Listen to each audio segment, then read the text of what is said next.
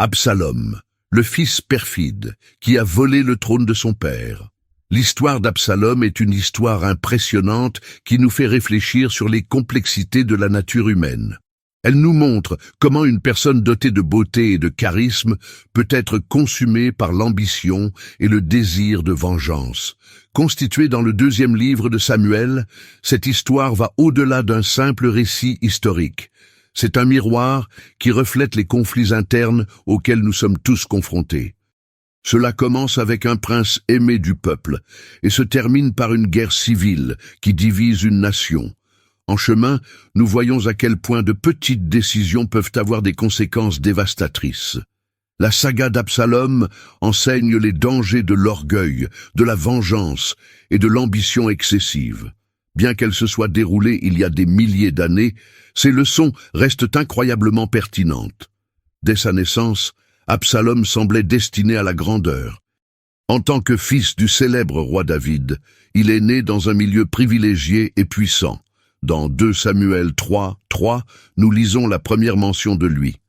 Le 3e était Absalom, fils de Maaka, fille de Talmaï, roi de Guéshur. Ce bref détail en dit déjà beaucoup sur sa lignée. Absalom n'était pas seulement le fils d'un roi, mais aussi le petit-fils d'un autre. Ce double héritage royal a certainement influencé sa vision du monde et ses aspirations futures. Ayant grandi dans un environnement de pouvoir et d'autorité, Absalom s'est probablement toujours considéré comme quelqu'un destiné à de grandes choses. Peut-être imaginait-il surpasser même les réalisations de son père. La Bible met en avant l'apparence physique d'Absalom, un détail qui devient important tout au long de sa carrière. Dans 2 Samuel 14, 25-26, nous trouvons une description détaillée de sa beauté. Le texte dit que dans tout Israël, il n'y avait pas d'homme plus admiré pour son apparence qu'Absalom. De la tête aux pieds, il était parfait. Ce n'était pas une beauté ordinaire, mais quelque chose qui incitait les gens à s'arrêter et à la regarder. Dans une société où l'apparence était souvent considérée comme un signe de faveur divine, sa beauté a certainement contribué à sa popularité. L'un des traits les plus frappants d'Absalom était ses cheveux. La Bible consacre un verset entier à ce détail, ce qui peut sembler hors de propos aujourd'hui, mais qui avait une grande signification culturelle à l'époque. Toujours dans 2 Samuel 14, 26, nous lisons qu'Absalom se coupait les cheveux une fois par an, lorsqu'il devenait trop lourd. Le poids de ses cheveux atteignait environ 2 kilogrammes. Ce détail n'est pas seulement une curiosité, mais un symbole de force et de statut. Dans de nombreuses cultures anciennes, les cheveux étaient considérés comme une source de pouvoir et de vitalité. Cependant, Absalom n'était pas seulement admiré pour son apparence. Il avait un charisme naturel qui captivait les gens. Bien que la Bible ne mentionne pas explicitement cette caractéristique, nous pouvons la déduire de ses interactions avec le peuple.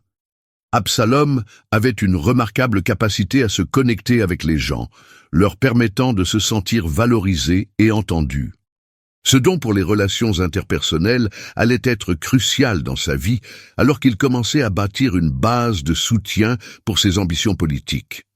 En plus de sa beauté, son charme et son éloquence faisaient de lui un leader naturel. Sa présence était magnétique et les gens étaient naturellement enclins à le suivre. Le peuple d'Israël avait une affection particulière pour Absalom. Sa combinaison de beauté, de charisme et de statut royal en faisait une figure presque mythique aux yeux des Israélites. Lorsqu'il marchait dans les rues, il était admiré et considéré comme un espoir pour l'avenir de la nation. Contrairement à de nombreux membres de la royauté, Absalom semblait comprendre les problèmes et les aspirations du peuple. Il ne s'est pas comporté comme quelqu'un de distant et d'inaccessible, mais comme quelqu'un de véritablement soucieux du bien-être des citoyens. Ce lien avec le peuple deviendrait une arme puissante entre ses mains, qu'il utiliserait avec beaucoup d'habileté pour faire avancer ses intérêts. Cependant, cet amour du peuple pour Absalom était une bénédiction et une malédiction. En même temps que cela lui donnait du pouvoir, cela nourrissait son ambition et son sentiment de droit au trône. Sa vie en apparence parfaite était sur le point d'être bouleversée par une tragédie familiale qui allait complètement changer le cours de son histoire. Le tournant de la vie d'Absalom a commencé par un sombre événement au sein de la famille royale elle-même. Dans 2 Samuel 13, la Bible raconte un événement tragique impliquant sa sœur Tamar et son demi-frère Amnon. Dès le premier verset, nous trouvons la racine du problème. Amnon, fils de David, tomba amoureux de Tamar, la belle-sœur de son demi-frère Absalom. Cependant, il ne s'agissait pas d'une passion saine, mais d'un désir malsain qui mènerait à un acte terrible.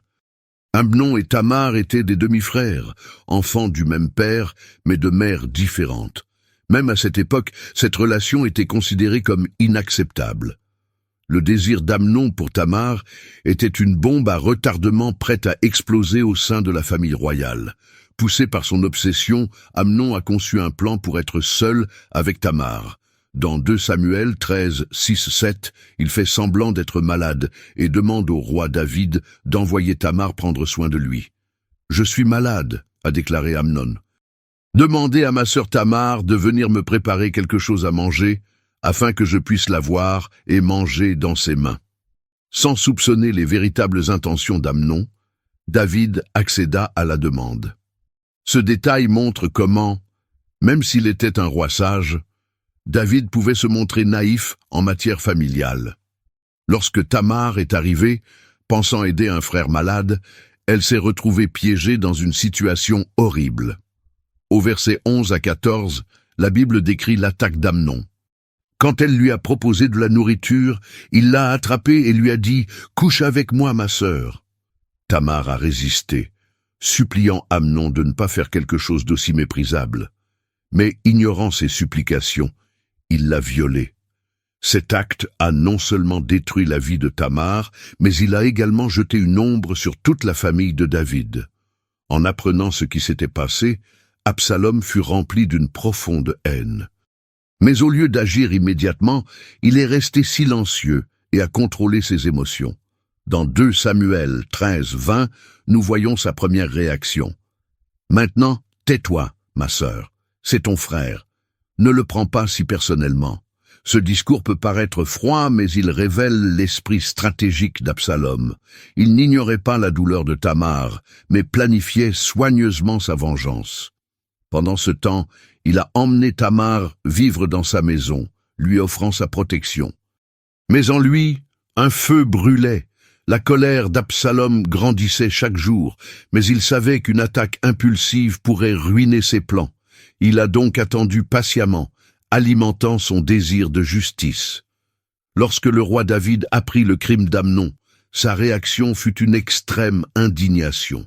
Le verset 21 dit « Quand le roi David entendit tout cela, il fut furieux. » Cependant, étonnamment, David n'a pris aucune mesure contre Amnon.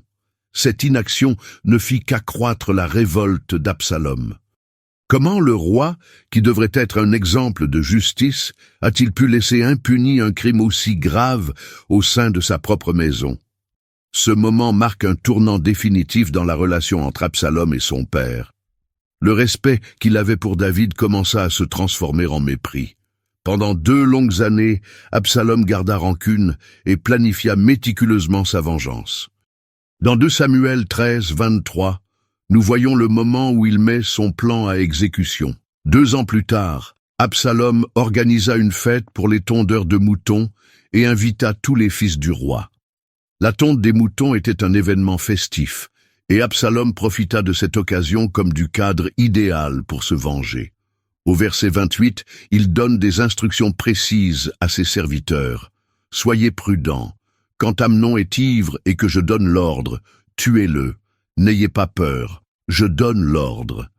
Soyez forts et courageux. » Absalom avait patiemment attendu le bon moment et était maintenant prêt à exécuter sa justice personnelle. Alors qu'Amnon était ivre et pris au dépourvu, les serviteurs d'Absalom l'attaquèrent, comme on leur avait ordonné. Le verset 29 décrit le moment fatal. Alors les serviteurs d'Absalom tuèrent Amnon, comme Absalom l'avait ordonné. Le meurtre d'Amnon a non seulement vengé Tamar, mais a également complètement modifié la ligne de succession au trône d'Israël. Avec cet acte, Absalom a franchi un point de non-retour. Il n'était plus seulement un prince, mais un assassin. Après le crime, le chaos s'est emparé de la maison royale. Les autres fils du roi, terrifiés, s'enfuirent à Jérusalem. Initialement, une rumeur se répandit selon laquelle Absalom avait tué tous les fils du roi. Le verset 30 dit « Alors qu'ils étaient encore en route, un rapport parvint à David. Absalom tua tous les fils du roi. Aucun ne survécut. » Même si cette information était exagérée, la réalité était suffisamment grave. David avait maintenant un fils mort et un autre en fuite. Absalom avait assassiné l'héritier présomptif du trône et, ce faisant, avait déclaré la guerre à sa propre famille. Sachant qu'il ne pouvait pas rester en Israël, Absalom s'enfuit vers le royaume de Guéshur, où régnait son grand-père maternel. Au verset 37, nous lisons « Absalom s'enfuit et partit pour Guéshur, où il resta 3 ans. » Loin de son pays natal, Absalom a eu le temps de réfléchir à ses actions et de planifier ses prochaines étapes. Pendant ce temps, David pleurait à la fois la perte d'Amnon et l'absence d'Absalom. Le verset 39 révèle ce dilemme émotionnel. Le roi David désirait ardemment aller vers Absalom, car il s'était déjà consolé de la mort d'Amnon. Ce conflit interne, entre la douleur de la trahison et l'amour d'un père, façonnera les prochains chapitres de cette histoire. Durant ces 3 années d'exil, Absalom mûrit sa vision politique. Il n'était plus seulement un prince vengeur, mais un stratège qui commençait à réfléchir à l'avenir d'Israël. Mais même loin, Absalom possédait encore un grand atout, l'amour du peuple. Son retour à Jérusalem ne serait que la première étape vers son prochain grand pas, prendre le trône de son père. Après 3 années d'exil à Guéshur, Absalom avait hâte de retourner à Jérusalem. Son impatience grandissait de jour en jour, mais il savait qu'il ne pouvait pas revenir sans stratégie. Heureusement pour lui, Joab, le commandant de l'armée de David, se rendit compte que malgré tout, son fils exilé manquait toujours au roi. Dans 2 Samuel 14, nous voyons comment Joab a utilisé une ruse pour convaincre David de permettre à Absalom de revenir. Il envoya une femme sage de Tekoa pour raconter au roi une histoire qui reflétait la situation entre David et Absalom. Cette femme dit au roi que le roi se souvienne du Seigneur son Dieu, afin que le vengeur du sang ne continue pas à détruire et que mon fils ne soit pas détruit. L'histoire a profondément touché David et l'a fait réfléchir sur sa propre relation avec Absalom. Le plan de Joab a fonctionné. Dans 2 Samuel 14, 21, David cède finalement et ordonne « Très bien, je ferai ce que tu me demandes. Va ramener le jeune Absalom. » C'était l'occasion qu'Absalom attendait, mais son retour ne se passa pas exactement comme il l'imaginait. À son arrivée à Jérusalem, il ne fut pas accueilli à bras ouverts par David. Le roi, toujours irrité, imposa une condition sévère. « Laissez-le rentrer chez lui, mais il ne verra pas mon visage. » 2 Samuel 14, 24. Absalom resta 2 ans dans la ville, mais sans pouvoir rencontrer son père. Cet éloignement n'a fait qu'accroître sa frustration et sa détermination à prendre le pouvoir. Fatigué d'attendre, il trouva un moyen d'attirer l'attention de Joab. Comme Joab ignorait ses demandes d'audience, Absalom ordonna à ses serviteurs de mettre le feu à un champ d'orge appartenant au général. La stratégie a fonctionné. Joab, furieux, accepta finalement d'intercéder auprès du roi. David permit alors à Absalom de comparaître devant lui. Les retrouvailles ont été pleines d'émotion. Alors, le roi appela Absalom, qui vint et se jeta la face contre terre devant le roi. Et le roi embrassa Absalom. 2 Samuel 14, 33. Ce geste semblait signifier une réconciliation, mais Absalom avait déjà tracé une autre voie dans son esprit. Il ne voulait pas seulement être accepté à nouveau, il voulait le trône. Désormais libre de se déplacer à Jérusalem, Absalom commença à mettre en pratique sa stratégie pour gagner le cœur du peuple. Il se positionna aux portes de la ville et intercepta ceux qui venaient demander justice au roi. Dans 2 Samuel 15, 2, 3, nous lisons: Tôt le matin, Absalom se levait et se tenait sur le chemin qui mène à la porte de la ville. Chaque fois que quelqu'un venait voir le roi avec une question juridique, Absalom l'appelait et lui demandait: D'où viens-tu? Votre cause est juste et légitime, mais il n'y a personne pour vous représenter devant le roi. Avec ce comportement, Absalom commença à semer le doute dans l'esprit du peuple quant à la capacité de David à gouverner avec justice. Il a non seulement critiqué l'administration de son père, mais s'est également présenté comme la solution aux problèmes de la nation. Au verset 4, il déclare: « Ah, si j'étais fait juge sur terre, alors quiconque aurait une juste cause pourrait venir à moi, et je lui rendrais justice. » En plus des paroles, Absalom a renforcé sa popularité par des gestes calculés. Chaque fois que quelqu'un s'approchait pour lui rendre hommage, il le recevait chaleureusement, lui tendant la main et l'embrassait. Ce comportement a rapidement conquis la population. Au verset 6, nous lisons: « De cette façon, Absalom a gagné le cœur des hommes d'Israël. Cette campagne politique a duré 4 ans. Pendant cette période, Absalom a non seulement gagné le soutien populaire, mais a également créé un réseau de partisans fidèles répartis dans tout Israël. Lorsqu'il sentit qu'il avait rassemblé suffisamment de force, il passa à l'étape suivante. Il demanda à David la permission de se rendre à Hébron sous prétexte d'accomplir un vœu religieux. Hébron, cependant, était le lieu où David avait été oint roi pour la première fois, et Absalom connaissait le poids symbolique de cette ville. David, sans se douter des véritables intentions de son fils, autorise son voyage. Au bon moment, Absalom envoya des messagers secrets dans tout le pays avec l'instruction suivante: « Dès que vous entendrez le son de la trompette, dites: Absalom est roi à Hébron. » 2 Samuel 15, 10. Il a également obtenu le soutien de personnalités influentes telles qu'Achitophel, l'un des plus sages conseillers de David. La conspiration s'est renforcée. Au verset 12, nous lisons: « Et la conspiration s'est renforcée, et le nombre de personnes qui soutenaient Absalom a augmenté de plus en plus. » David reçut enfin la nouvelle. Son propre fils s'était déclaré roi et avait obtenu suffisamment de soutien pour prendre Jérusalem.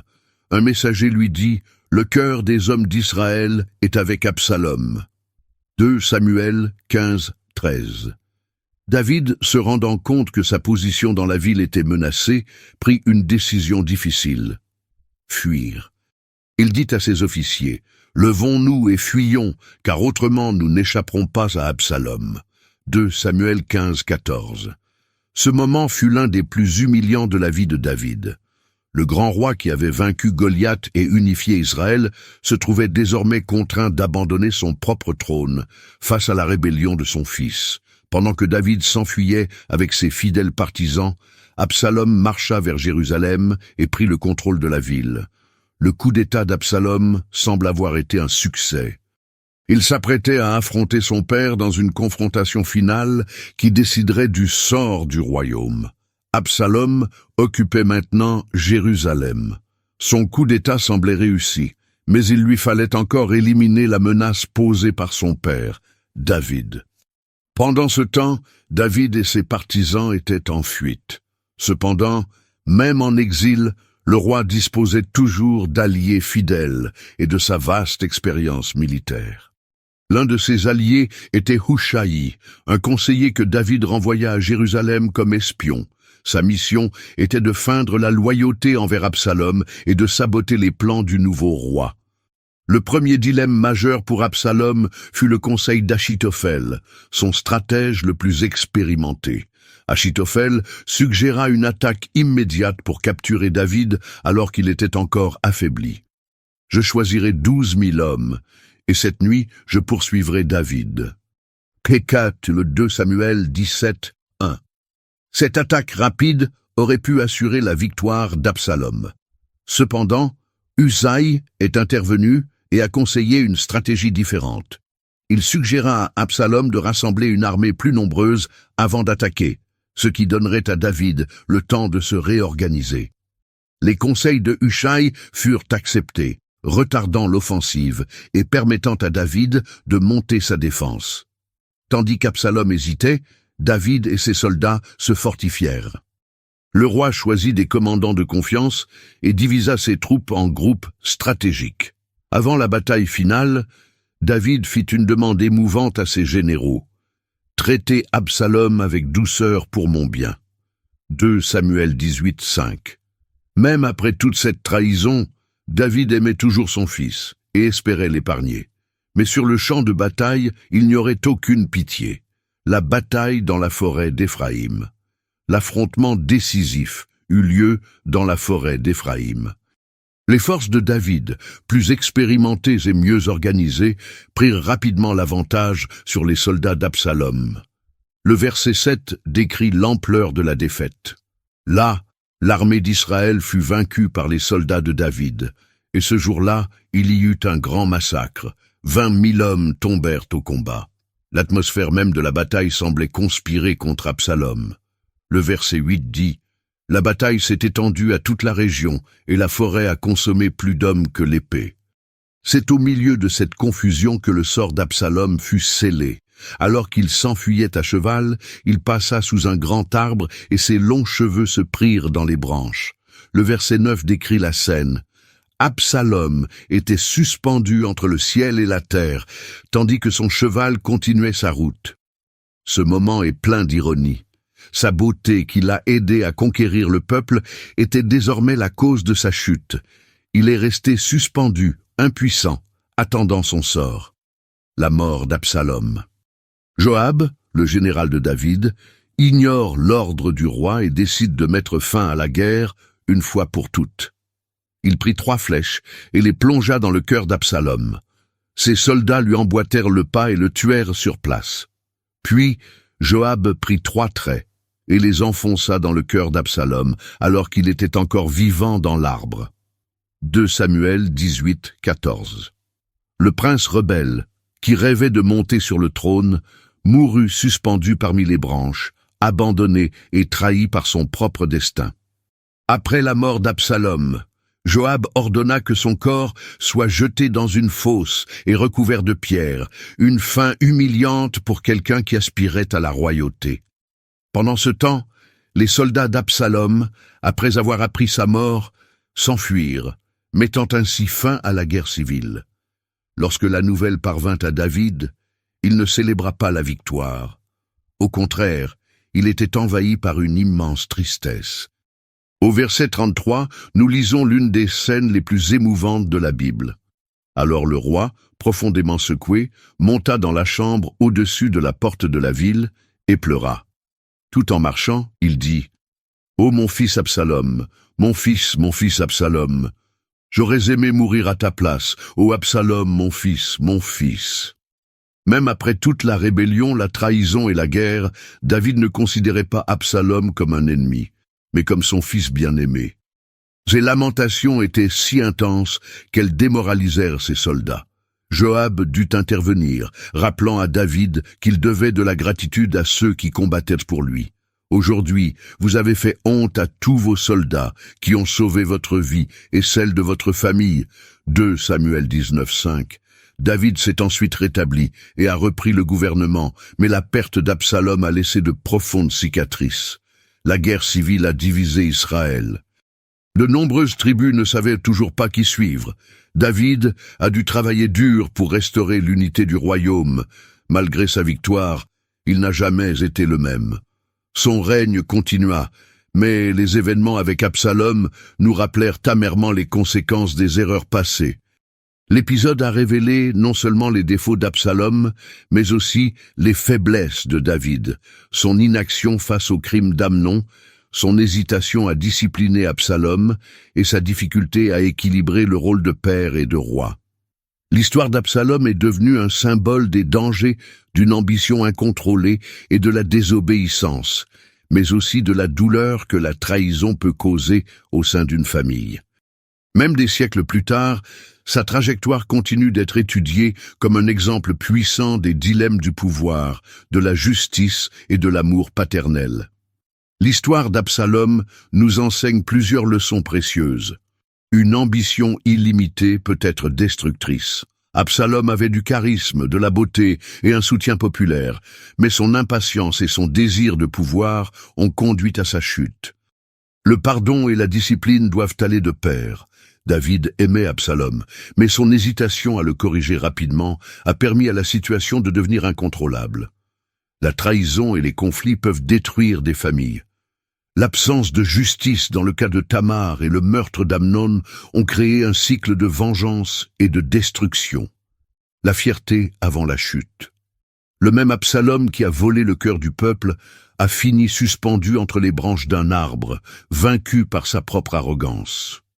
En fin de compte, cette histoire nous rappelle que des décisions impulsives et des sentiments non résolus peuvent avoir des conséquences désastreuses.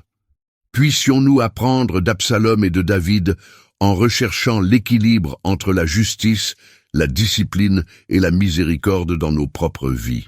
Si vous avez aimé cette analyse, n'oubliez pas de vous abonner à la chaîne pour plus de contenu biblique comme celui-ci. Activez les notifications et partagez-les avec vos amis afin que davantage de personnes puissent apprendre de cette histoire puissante.